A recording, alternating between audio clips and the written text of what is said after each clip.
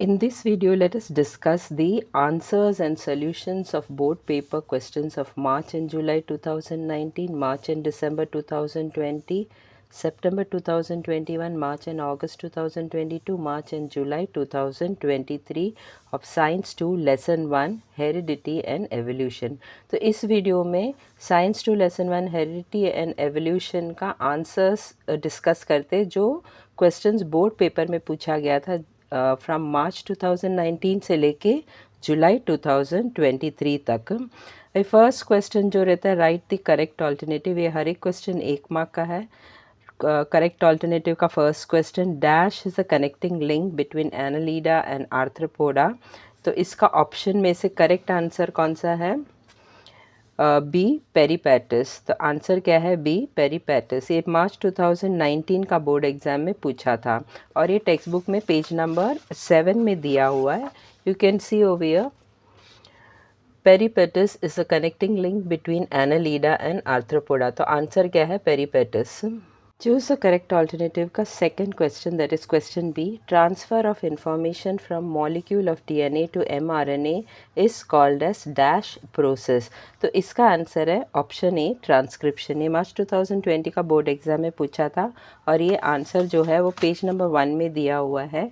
mRNA is produced as per the sequence of nucleotides on DNA. The sequence of nucleotides in mRNA being produced is always complementary to the DNA strand used for synthesis. This process of RNA synthesis is called as transcription. Choose the correct alternative का C question, vestigial organ dash present in human body is proof of evolution. तो इसका answer क्या है? इसमें से correct option कौन सा है? Option B appendix. तो answer is what? Option B appendix. ये मार्च 2023 का बोर्ड एग्जाम में पूछा था और ये जो है टेक्स्ट बुक का पेज नंबर 5 में दिया है। Appendix, which is useless to human, is useful and fully functional organ in ruminants. तो अपेंडिक्स जो है वो रूमिनेंट एनिमल्स के लिए यूज़फुल है, लेकिन ह्यूमन बॉडी के लिए अपेंडिक्स जो है वो वेस्टिजियल ऑर्गन है। It is a useless to human body. Choose the correct alternative का question D, genetic disorder like sickle cell anaemia be caused due to dash. तो इसका करेक्ट आंसर क्या है? Option A mutation. ये जुलाई 2023 का board exam में पूछा था और ये पेज नंबर 2 में दिया हुआ है। यहाँ पे म्यूटेशन में cause the genetic disorders like sickle cell anaemia. Question 2. Name the following. I am connecting link between reptila and mammals. What is my name? ये मार्च 2020 का बोर्ड एग्जाम में 1 मार्क के लिए पूछा था। तो आंसर है डक बिल्ड प्लेटिपस। ये पेज नंबर 7 में दिया हुआ है। Duck billed platypus lays eggs like reptiles but show relationship with mammals due to the presence of mammary glands and hairs. So duck-bill platypus is a connecting link between reptiles and mammals. तो answer क्या है? duck-billed platypus. Question 3. Write the name of indicated part in diagram. ये March 2023 का board exam है, 1 mark के लिए पूछा था। डायग्राम जो है वो ह्यूमन जॉ है, वो पेज नंबर 5 में दिया हुआ है। You can see over here, this diagram was given. ये डायग्राम दिया था और ये बॉक्स था। What are these two? ये दो जो दांत दिखाया हुआ है वो क्या है? तो आंसर था विजडम टीथ। तो what is the answer? It's written over here, answer is what? Wisdom teeth. Question 4. Complete the correlation. ये 1 मार्क के लिए सितंबर 2021 का बोर्ड एग्जाम में पूछा था। क्वेश्चन क्या है? विजडम टीथ अगर वेस्टिजियल ऑर्गन है तो लंग फिश क्या है? तो आंसर है विजडम टीथ अगर वेस्टिजियल ऑर्गन है तो lung fish is a connecting link. ये पेज नंबर 6 में दिया हुआ है, लंग फिश दिया हुआ है यहाँ पे, and it is what? Connecting link. Question 5. Define vestigial organs. Write any 2 names of vestigial organs in human body. ये 2 मार्क के लिए जुलाई 2019 के बोर्ड एग्जाम में पूछा था और आंसर जो है वो पेज नंबर 5 में दिया हुआ है टेक्स्ट बुक का। तो answer is here, what is vestigial organ? उसका डेफिनेशन यहाँ पे, degenerated or underdeveloped useless organs of organisms are called vestigial organs. Or examples you can give this: tailbone, wisdom teeth, body hair, appendix are what? Vestigial organ. कोई भी 2 example लिख सकते हैं because they have asked in question to write any 2 examples. Question number 6, complete the following chart. ये 2 mark के लिए अगस्त 2022 के board exam में भी पूछा था, मार्च 2019 के बोर्ड एग्जाम में भी पूछा था। यहाँ पे क्या दिया है, evidences of evolution. Total evidences of evolution 6 है, उसमें से कोई भी 4 नाम यहाँ लिख सकता है। तो I have written over here morphological evidence, anatomical, embryological, palaeontological. ये जो आंसर है पेज नंबर 4, 5 और 6 में दिया हुआ है। Morphological evidence, anatomical evidence, vestigial organ, paleontological evidences, फिर next is what, connecting links, और sixth one is embryological evidences। Question number 7, complete the following diagram. ये भी 2 मार्क के लिए मार्च 2022 के बोर्ड एग्जाम में पूछा था। And this question is same like question number 1, जो एंड ऑफ द लेसन में जो एक्सरसाइज है उसका क्वेश्चन नंबर 1 और ये सेम ही है, प्रीवियस क्वेश्चन का जैसे ही है। एविडेंसेस ऑफ एवोल्यूशन पूछा है और यहाँ पे 2 ऑलरेडी दिया हुआ है, मॉर्फोलॉजिकल और सिमिलैरिटीज़ इन बोन स्ट्रक्चर। तो 6 में से 2 दिया है, बाकी का 4 लिखना है। तो आंसर क्या है, एम्ब्रोलॉजिकल, वेस्टिजियल ऑर्गन्स, पैलेंटोलॉजिकल और connecting links. Similarities in bone structure का मतलब क्या है, एनाटॉमिकल एविडेंसेस। तो एनाटॉमिकल एविडेंसेस और मॉर्फोलॉजिकल दिया है, 6 में से 2 दिया हुआ है। Which two are given, morphological और एनाटॉमिकल एविडेंसेस। बाकी का 4 लिखना है, that is embryological, vestigial organs, paleontological और connecting links. You can see over here morphological दिया था और एनाटॉमिकल एविडेंसेस दिया था, क्योंकि उन लोग ने क्या दिया था, similarity in the bone structure, तो दैट इज एनाटॉमिकल एविडेंस। तो बाकी का 4 क्या है, वेस्टिजियल ऑर्गन्स, पैलेंटोलॉजिकल एविडेंस, फिर connecting links, and the sixth one is what, embryological evidences। Question number 8, write any 2 objections that were raised against Darwin's theory of natural selection। ये जुलाई 2023 के board exam में 2 मार्क के लिए पूछा था और ये आंसर जो है वो टेक्स्ट बुक का पेज नंबर 7 में दिया हुआ है। आंसर कैसे लिखेंगे, objections that were raised against Darwin's theory of natural selection are, और फिर यहाँ से लिखना है, natural selection is not the only factor responsible for evolution. Second one, Darwin did not mention any explanation about useful and useless modifications। यहाँ पे 3 है, any 2 लिख सकते हैं। और next question, question number 9, write the objection raised against Darwin's theory of natural selection।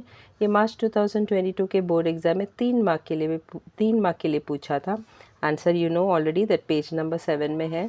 जब ये 3 mark के लिए पूछा जाएगा तो all the 3 objections you have to write. तो आंसर क्या रहेगा, the objections raised against Darwin's theory of natural selection are, और ये तीनों का तीनों लिखना है, 1 2 3, all the 3 you have to write down from year till year and abrupt changes तक लिखना है। Question number 10, explain Darwin's theory of natural selection. ये दिसंबर 2020 के बोर्ड एग्जाम में 2 मार्क के लिए पूछा था और लेसन के एंड में जो एक्सरसाइज है उसमें question number 4A same question है। इसका आंसर जो है पेज नंबर 7 में दिया है। Charles Darwin says that all the organisms reproduce prolifically, all the organisms compete with each other in a life-threatening manner. In this competition, only those organisms sustain which show the modifications essential for winning the competition. However, besides this, natural selection also plays important role because nature selects only those organisms which are fit to live and the rest perish. Sustaining and selected organism can perform reproduction and thereby give rise to the new species with their own specific characters. Question number 11, explain Darwin's theory of natural selection। ये March 2023 के board exam में 3 mark के लिए पूछा था। इसका answer page number 7 में है। तो you have to start, Charles Darwin says that all the organisms reproduce prolifically. यहाँ से लेके यहाँ तक पूरा लिखना है, ऑल द 3 ऑब्जेक्शंस भी लिखना है। तो जब 3 मार्क के लिए पूछेंगे तो यहाँ से लेके Charles Darwin says that all the organism reproduce prolifically, ये पूरा का पूरा ऑब्जेक्शंस तक लिखना है till year. There is no explanation about slow changes and abrupt changes. Question number 12, complete the following diagram. ये सितंबर 2021 के बोर्ड एग्जाम में 2 मार्क के लिए पूछा था। यहाँ पे क्या लिखा है, एनाटॉमिकल एविडेंसेस, और 2 बॉक्स ऑलरेडी फिल्ड था क्वेश्चन में। यहाँ पे ह्यूमन हैंड लिखा था और यहाँ पे पैटिगियम ऑफ बैट लिखा था. This 2 boxes you have to fill it. तो एक में लिखना है फोर लेग ऑफ कैट और दूसरा में लिखना है flipper of well.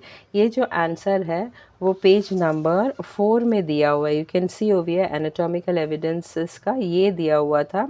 Human hand और पैटिगियम ऑफ बैट ऑलरेडी फिल्ड था और 2 एम्प्टी बॉक्स में क्या लिखना था, एक में लिखना था फोर लेग ऑफ कैट और दूसरा में लिखना था flipper of well.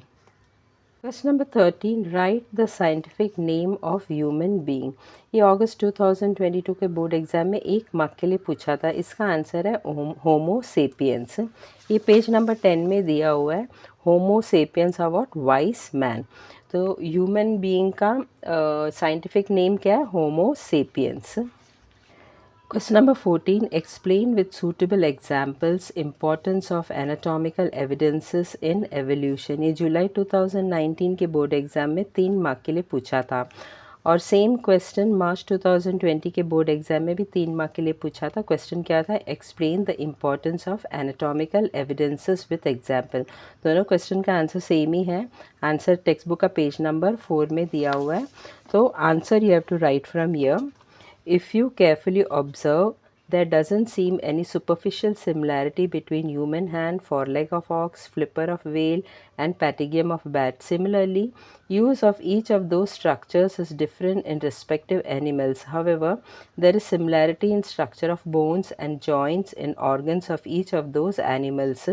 This similarity indicates that those animals may have common ancestors. तो यहाँ तक लिखना है, यहाँ से लेके यहाँ तक लिखना है.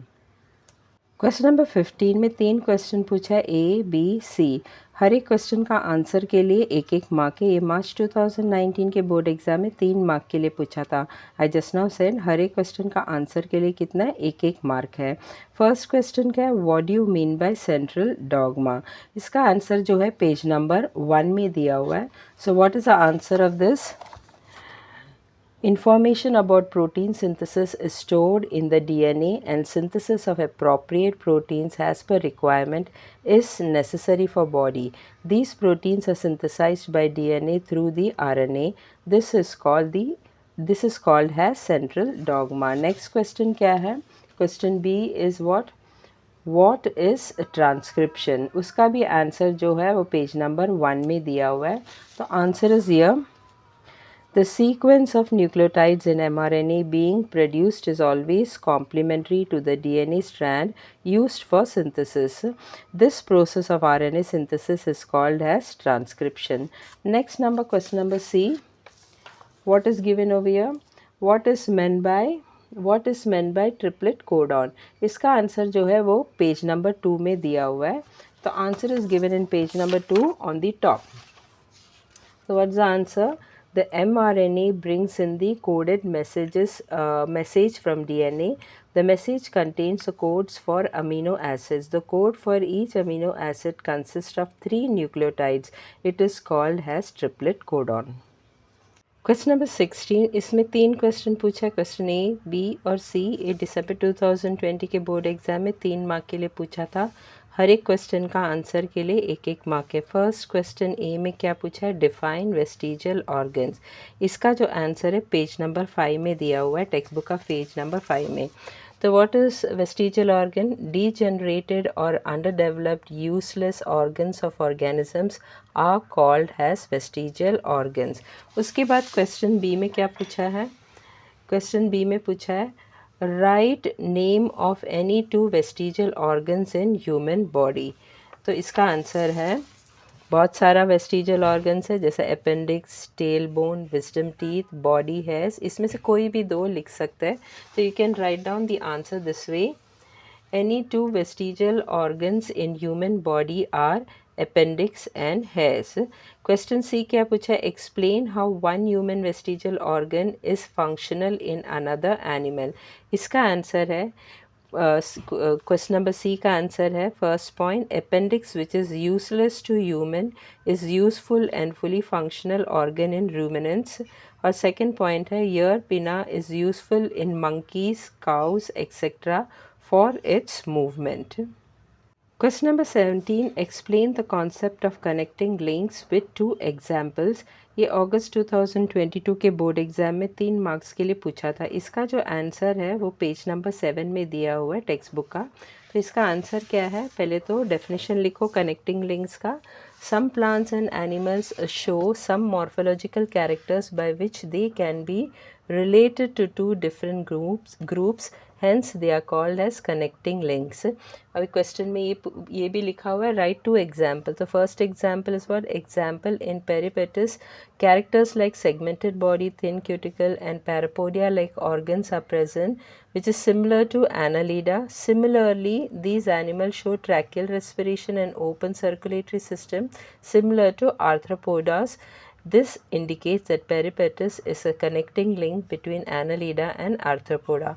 और एक example, duck-billed platypus lays eggs like reptiles but shows relationship with mammals due to the presence of mammary glands and hairs.